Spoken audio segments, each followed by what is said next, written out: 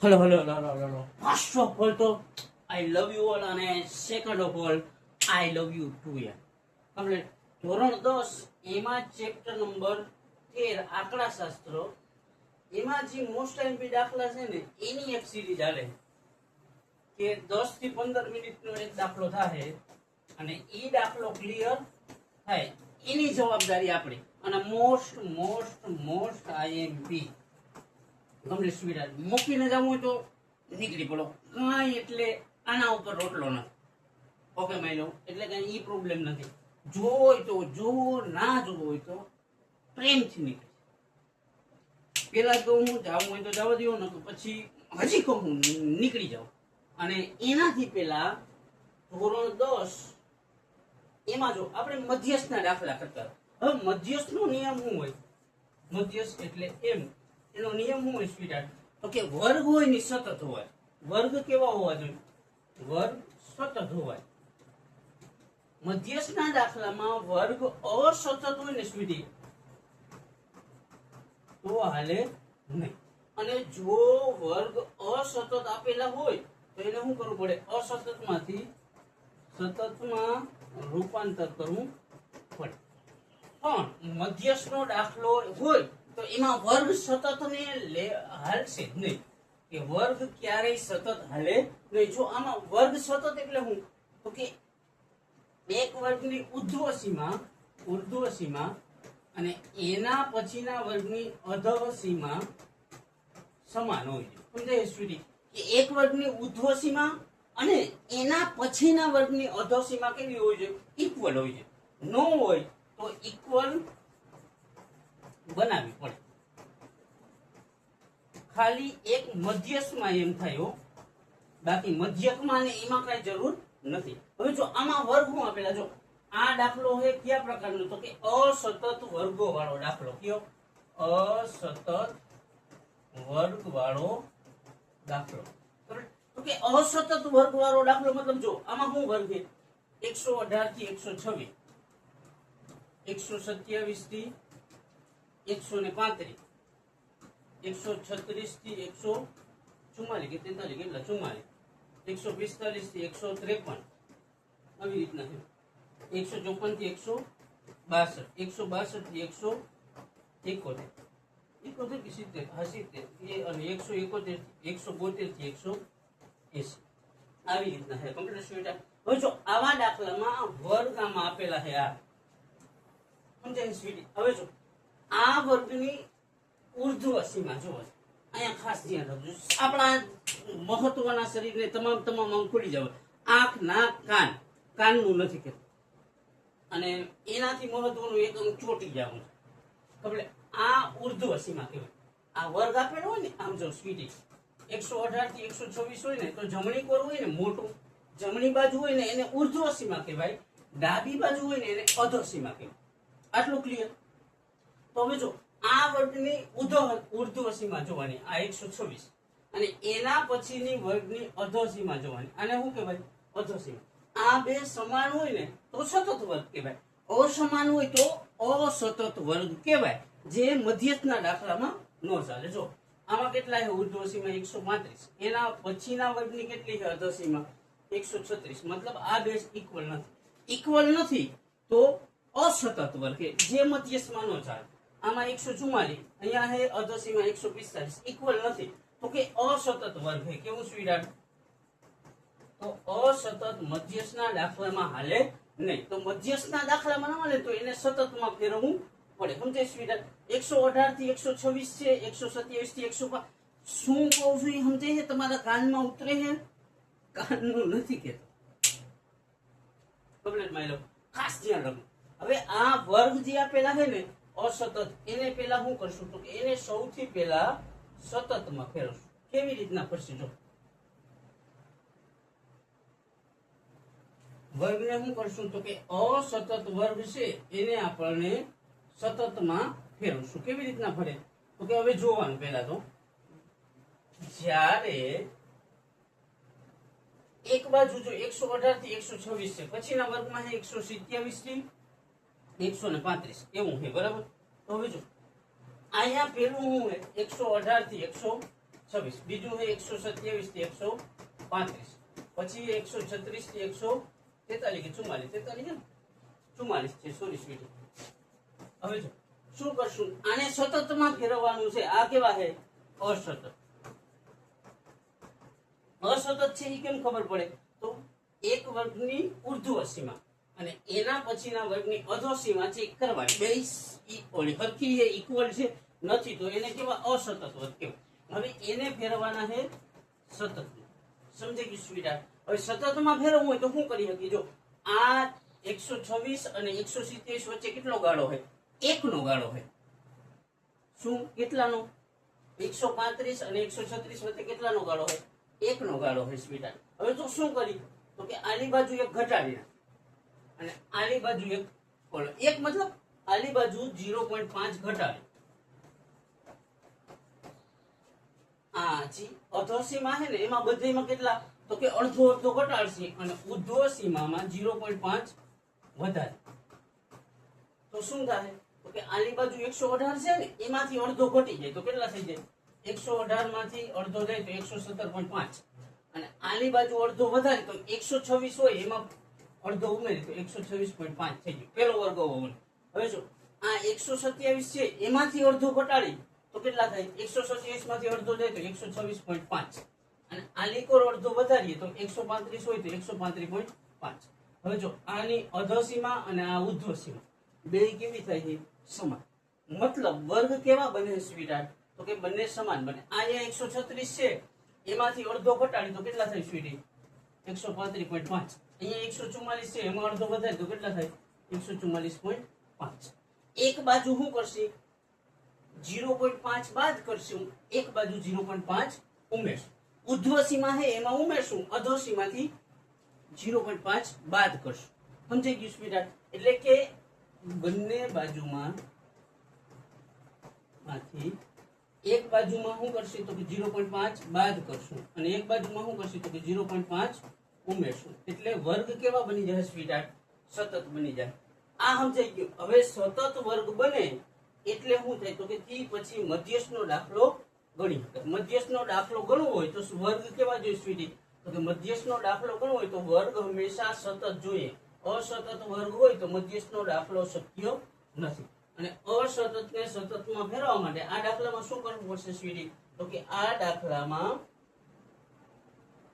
શું કરવું જોઈએ સ્વીટાર્ટ તો કે આ દાખલામાં એક બાજુથી અડધો બાદ કરવો જોઈએ અને એક બાજુ અડધો ઉમેરવો જોઈએ ત્યાર પછી શું થાય માની લો તો કે ત્યાર પછી મધ્યસ્થમાં 3 કોલમ હોય એટલે સ્વીટાર્ટ ખાલી 3 કઈ વર્ગની હોય પેલી બીજી આવૃત્તિની હોય અને ત્રીજી સંચય આવૃત્તિ હવે આમાં જો અહીંયા વર્ગ જ આપેલા શું આપેલું સ્વીટાર્ટ ખાલી વર્ગ જ આપેલા તો કે વર્ગ આપેલા હોય ને ત્યારે આ જે કોલમ હોય એ કેની હોય તો કે ઈ આવૃત્તિની હોય સમજાઈ ગયું સ્વીટાર્ટ જ્યારે વર્ગ આપેલા હોય ત્યારે આ કોલમ કેની થાય 3 5 9 12 5 4 ને 2 તો કે ઈ આવૃત્તિની કોલમ થાય આટલું ક્લિયર હોવું જોઈએ કે અહીંયા જો વર્ગની જગ્યાએ થી ઓછું કે થી ઓછા પ્રકારનું આવૃત્તિ વિતરણ હોત તો ઈ કોલમ કેની તો કે ઈ કોલમ સંચય આવૃત્તિની થાય સમજાઈ ગયું સ્વીટાર્ટ કાઈ નથી ઈઝી દાખલા છે સમજાઈ ગયું આ કેની કોલમ થાય તો કે ઈ આવૃત્તિની શા માટે તો કે વર્ગ પ્રકારનું આવૃત્તિ વિતરણ આપેલું છે તો કે મધ્યસ્થમાં કેટલી 3 કોલમ હોય વર્ગની હોય આવૃત્તિની હોય અને સંચય આવૃત્તિ આયા સુધી ક્લિયર તો સૌથી પહેલા લખવાનું વર્ગ ખબર વર્ગમાં શું કરતા હતા તો કે પેલું 118 થી 126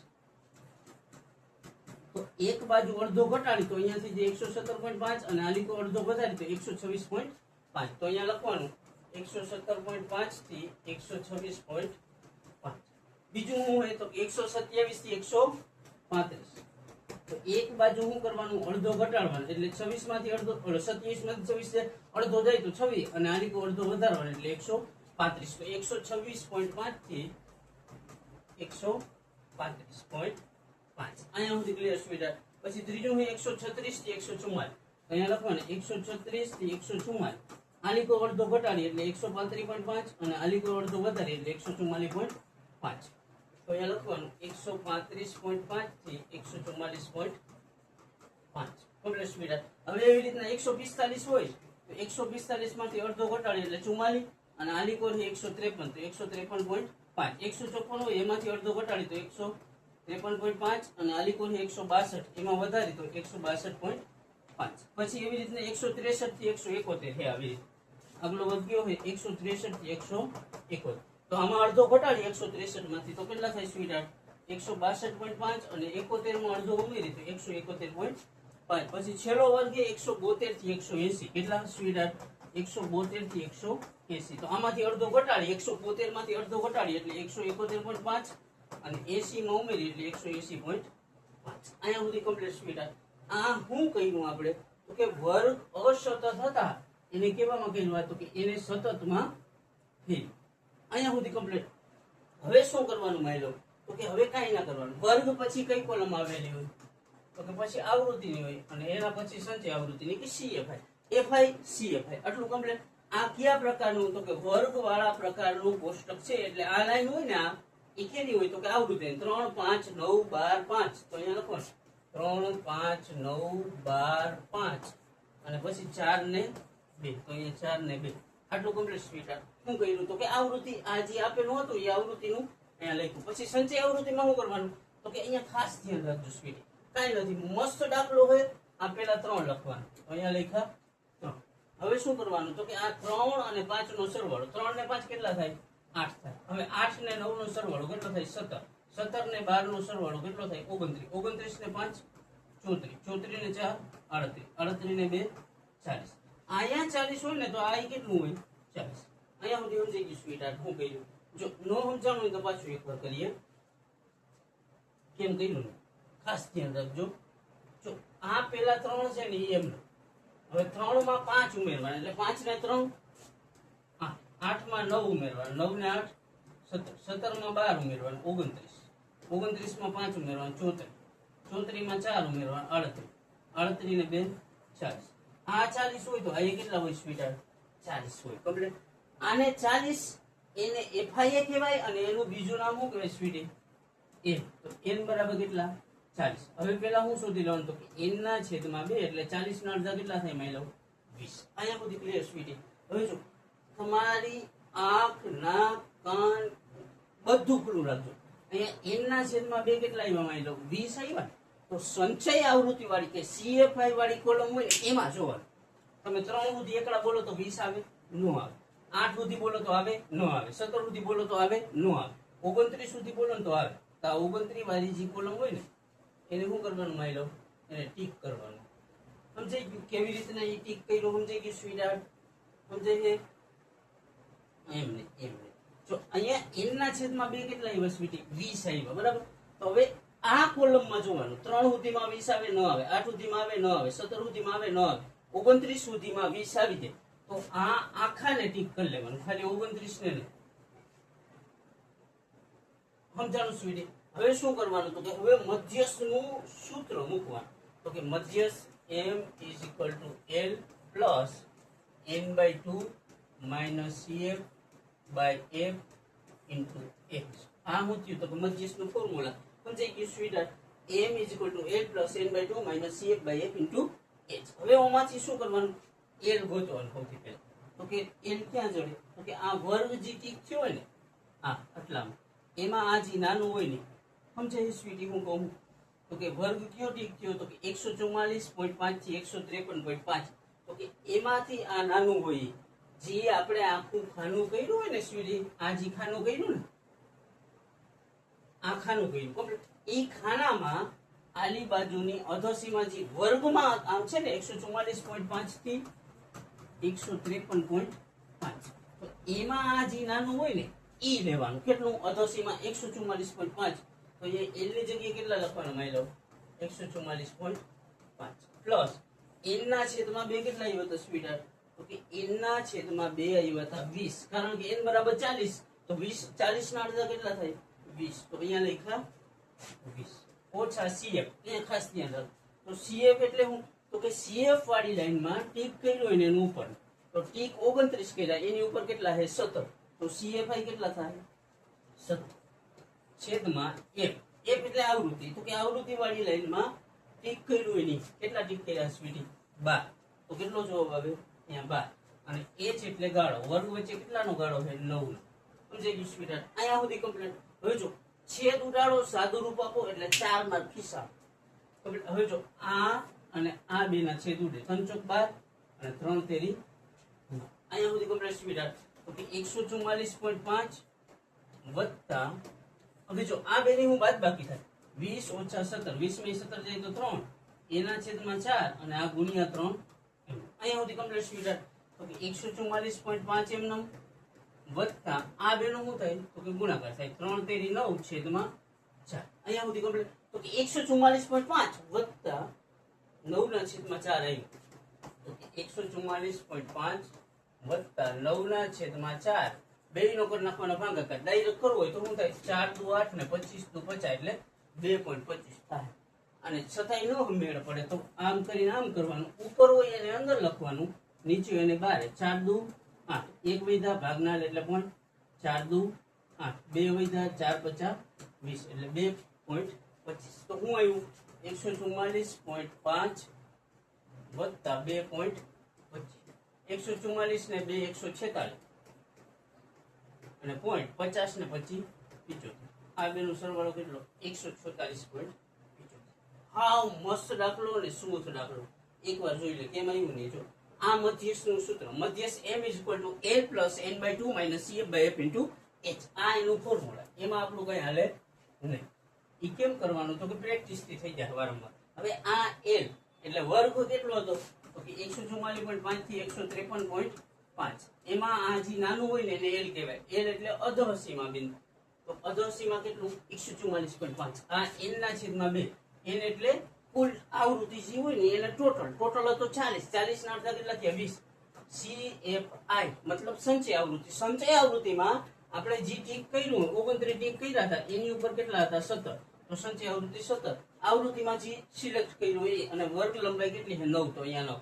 આ 144.5 એમનો વત્તા 117 માંથી ઓલો 20 માંથી 17 જાય તો 3 છેદમાં 4 અને આ 3 એમનો છેદ ઉડાડો એટલે થઈ 144.5 વત્તા 9 ના છેદમાં 4 એમ. તો આ 144.5 વત્તા 9 ના છેદમાં 4, 9 ભાગ્યા 4 કરો એટલે કેટલું આવે સ્વીટહાર્ટ તો કે 2.25 આવે. તો કે 144 વત્તા 2.25 એટલે 146.75. મસ્ત દાખલો.